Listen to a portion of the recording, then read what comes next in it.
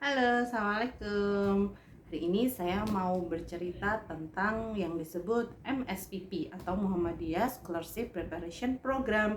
Jadi buat kalian yang besok di tahun-tahun depan pengen daftar, nanti bisa nonton video ini biar tahu kayak apa sih gambarannya MSPP itu, gitu ya. MSPP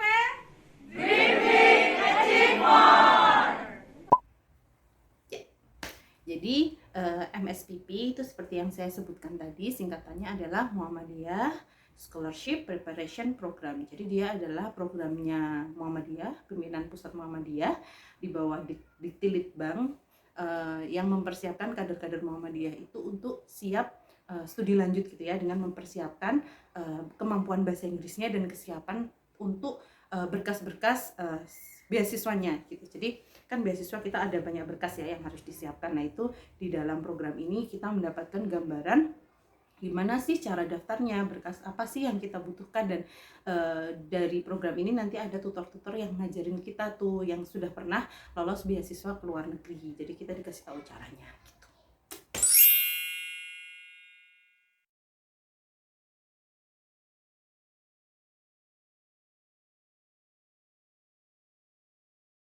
Ya, jadi awalnya itu nggak tahu ya ada program ini. Jadi pertamanya yang saya tahu itu adalah program dari Dikti. Jadi Dikti dari pemerintah yang mana dia menyediakan pelatihan bahasa Inggris gitu. Nah ternyata di grup dosen waktu itu ada info bahwa ada program dari Muhammadiyah yang tipenya sama gitu. Jadi diberikan pelatihan selama 3 bulan untuk menaikkan skor IELTS-nya. Jadi kalau di MSPP ini lebih fokus ke IELTS-nya gitu. Nah, waktu itu saya daftar aja tuh. Jadi salah satu syaratnya itu dapat rekomendasi dari pimpinan ranting Muhammadiyah. Bukan, pimpinan wilayah. Jadi waktu itu saya cari ke Bantul gitu karena lokasi tinggal saya di Bantul. Lalu ada rekomendasi juga, surat rekomendasi dan lain-lain, pemberkasan. Lalu setelah itu kita ada seleksi lagi. Waktu itu seleksi apa ya, psikologi atau psikotes gitu. Nah psikotes ini adalah tes pertama dari MSPP. Jadi MSPP yang saya ikuti itu sudah batch keempat, dan yang pertama sampai ketiga itu sebelumnya nggak ada psikotesnya gitu. Nah ini yang pertama, kita dites kayak TPA gitu, tes potensi akademik, jadi suruh menghitung cepat dan lain-lain. Lalu ada wawancaranya juga. Jadi diminta menceritakan pengalaman organisasinya, bagaimana kamu mengelola konflik dan lain-lain seperti itu. Nah singkat cerita udah berjalan tuh, dan saya waktu itu dapat info bahwa saya nggak lolos. Sedih. Ya tapi nggak apa-apa, waktu itu ya udah berarti belum rezekinya gitu ya, kita bisa ikut program MSPP gitu. Nah ternyata selang waktu saya dihubungi lagi sama pihak panitia gitu. Dihubungi lagi sama pihak panitia bahwa saya masuk gitu, akhirnya lolos gitu. Nah ternyata beberapa peserta memang mengundurkan diri. Nah ternyata karena memang MSPP ini sistemnya adalah kita kayak di karantina gitu. Jadi selama 3 bulan kita di karantina, tinggal di suatu tempat yang mana nggak boleh pulang-pulang gitu. Jadi benar-benar kayak di karantina, terus terbatas banget kalau mau ketemu keluarga juga. Jadi kita biar fokus belajar di situ gitu. Nah menariknya adalah waktu di MSPP itu pertamanya kita nggak tahu ya. Jadi saya begitu dikasih tahu bahwa saya diterima tuh seneng banget. Iya mbak, saya mau ikut gitu. Tapi ternyata ketika sudah tahu bahwa ternyata harus karantina 3 bulan, dalam kondisi saya punya anak, saya punya suami, punya keluarga yang harus diurus gitu. Jadi terus galau. Waktu itu udah sampai sempat mau mundur aja gitu karena merasa takutnya saya nggak mampu gitu. Tapi kata suami, kapan lagi kesempatan itu datang lagi gitu. Alhamdulillah suami support gitu, sampai akhirnya memutuskan buat ikut ke MSPP. Nah MSPP itu dimulai dengan yang namanya BA, Baitul Arqam, selama 5 hari di sebuah tempat gitu. Waktu itu saya di BP4TK di Jalan Kaliurang, dan di sana kita hidupnya kita dilatih untuk hidup dengan sangat Islami gitu ya, gaya hidup Islami. Jadi kayak nggak boleh sebut merek kayak jadi kita dilatih untuk bangun pagi, setiap pagi ada sesi sholat tahajud, setelah itu ada ceramah, setelah itu kita olahraga. Dicampur-campur dua, harusnya tiga.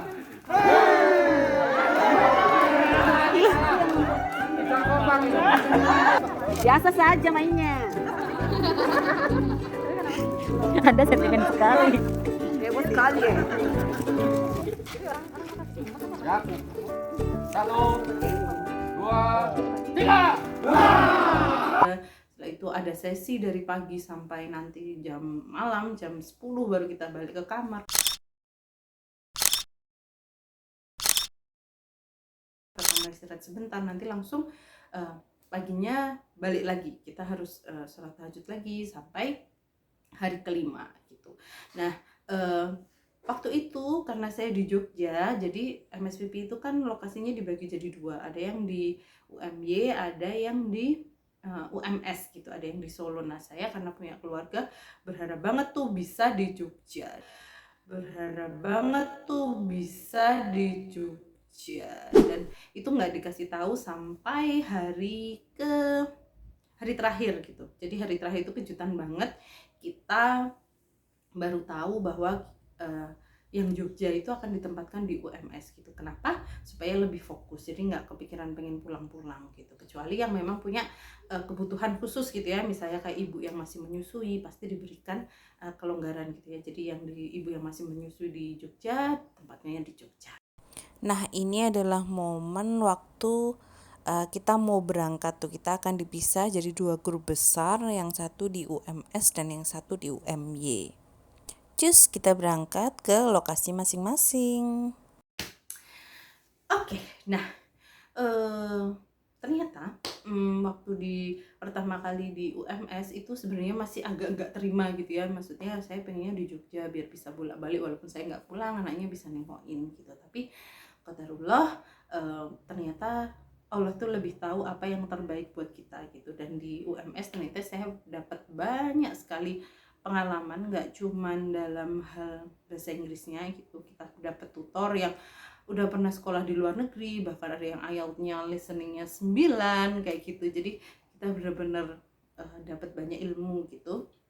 Selain itu kita juga dapat keluarga. Nah, ini adalah hari pertama kita sampai di UMS, lalu kita ditempatkan di Pesma KH Mas Mansur. Nah, ini sambutannya. Lalu setelah itu kita kenalan. Oh iya, ini kita siap-siap ya. Jadi kayak anak kos pindahan gitu, dengan laundry, sabun, ember, dan segala rupa persiapan tinggal di situ 3 bulannya. Lalu juga kenalan sama menu di sana. Nah, ini menu di Pesma, jadi dihidangkannya seperti ini. Nanti kita bawa piring, terus kita ambil sendiri-sendiri. Nah, ini adalah berkah yang luar biasa ketika kita sama-sama berjuang menuntut ilmu, punya tujuan yang sama, yaitu untuk belajar lebih baik lagi. Kita ditempatkan di tempat yang tepat, bertemu dengan orang-orang yang tepat, yang mana di situ kita menemukan bahwa rencana Allah tuh nggak salah. Nah, ini foto waktu awal kita datang, dan di tengah itu ada ketua rombongan kita atau karom kita, Pak Al. Nah, kita waktu awal tuh juga belum boleh sholat di masjid. Jadi kita masih di karantina, bolehnya sholat di Gedung Kuning. Jadi waktu itu di UMS kita mulai kenalan ya. Awalnya kita nggak terlalu kenal, akhirnya kita kenal dan kita udah kerasa kayak saudara banget.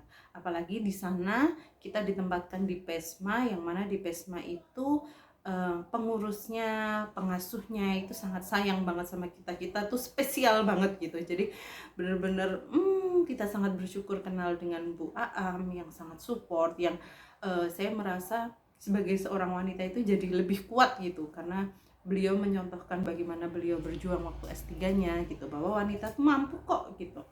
Lalu ada juga tim pengasuhnya di Pesma yang menemani, ada Mbak Silvi, ada Mbak Aulia, ada mbak-mbak dan mas-mas yang lain yang mungkin saya nggak bisa sebutin satu persatu, tapi beliau sangat sabar, menemani, membantu, mengajari kami belajar tahsin, mengingatkan kami sholat dan lain-lain, dan itu sangat berkah yang luar biasa. Semoga Allah aja yang membalas kebaikan beliau-beliau semua dengan kebaikan yang berlipat-lipat. Amin. Nah, kira-kira setiap hari kegiatan kami seperti ini: sarapan, berangkat, jalan. Jadi kita kalau berangkat tuh seringnya jalan ya di awal-awal, tapi di akhir-akhir ya ada yang grab juga. Habis itu sekolah. I don't know what I can say this time, but you know when it's happy, game us a topic that we have to just buy ourselves. I think it's really happy for me. See, I think that I had a lot of topics in my mind. I have to decide one topic from all of the topics, and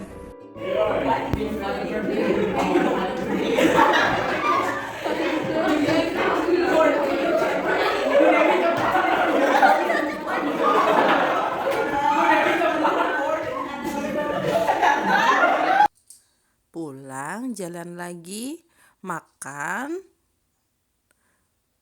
makan lagi, terus belajar deh kadang-kadang.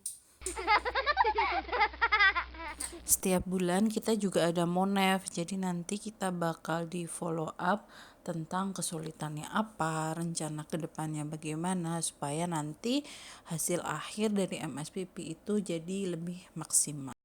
Oke, jadi gitu cerita, mungkin cuman pendek ya yang bisa saya angkat di video ini, tapi pesan saya bahwa ketika kalian mau mendaftar MSPP itu insya Allah yang kalian dapat bukan cuman ilmu bahasa Inggrisnya, tapi juga saudara, juga pengalaman, juga banyak hal yang sangat berharga yang yang mungkin kalian gak akan dapat di luar gitu. Jadi nikmati prosesnya, dan insya Allah ini bermanfaat buat persiapan studi lanjut kita, dan semoga Allah mudahkan cita-cita kita untuk bisa sekolah di luar negeri. Amin. Dadah. Assalamualaikum. Thank you.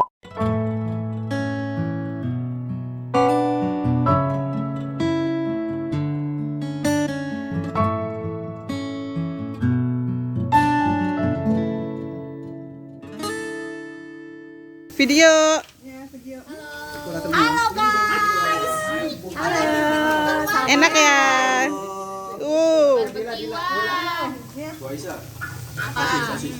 Preman lu jaluk ilah. Preman jaluk ilah, preman jaluk ilah. Ini tteokbokki rasa. Iya, Pak.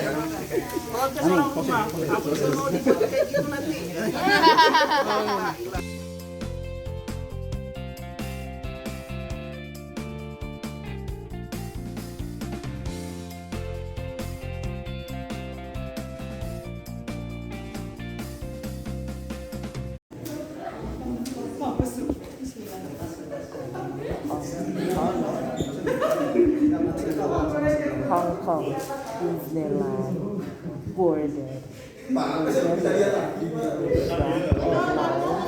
flight number GA1234.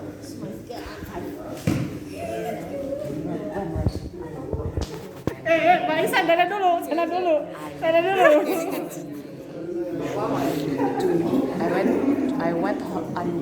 I went on holiday to Hong Kong Disneyland, board by Garuda Indonesia, flight number GA125.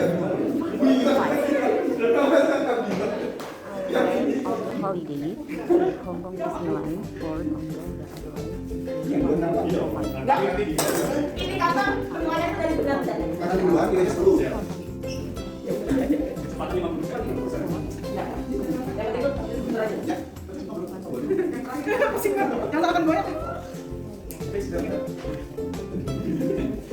Waduh, banyak Apa ikut?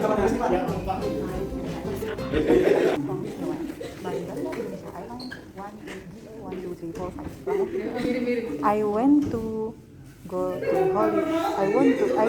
holiday. to go to Hong Kong Disneyland by Garuda Airlines GA 1, 2, 3, 4, 5.